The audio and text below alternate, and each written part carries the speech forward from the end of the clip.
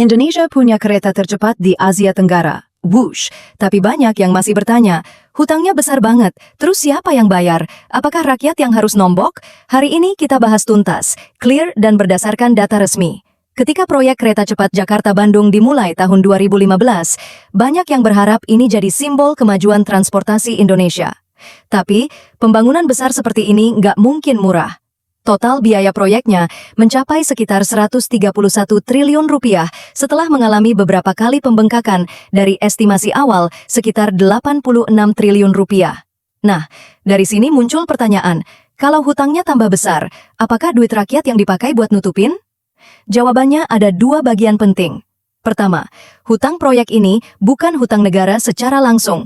Struktur pembiayaannya dibagi lewat perusahaan konsorsium bernama PT KCIC yang isinya gabungan Indonesia dan Cina. Porsinya gini, 60% Indonesia lewat BUMN, Wika, KAI, PTPN, dan Jasa Marga. 40% Cina lewat China Railway Group.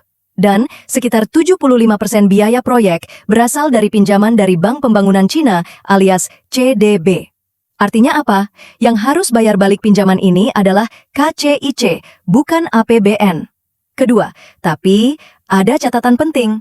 Karena beberapa kali pembengkakan biaya, pemerintah akhirnya ikut menambal lewat penyertaan modal negara, PMN, khususnya ke PT KAI. Jadi, meskipun hutangnya bukan hutang negara, uang negara tetap mengalir ke proyek ini, meski porsinya tidak 100% menanggung beban hutang. Makanya, kalau kereta cepat ini untung, hasilnya akan membantu bayar hutang konsorsium. Kalau rugi, BUMN yang menanggung duluan. Dan, seperti yang kita tahu, kalau BUMN rugi besar, ujung-ujungnya bisa berdampak ke negara juga. Sekarang pertanyaan berikutnya, bisa nggak sih Wush balik modal? Target penumpangnya sekitar 30.000 orang per hari di awal operasi. Nyatanya, penggunaannya masih fluktuatif, belum stabil tinggi. Artinya, mengembalikan investasi butuh waktu lama dan risiko tekor masih ada. Tapi di sisi lain, pemerintah melihat proyek ini dari manfaat jangka panjang, bukan uang cepat.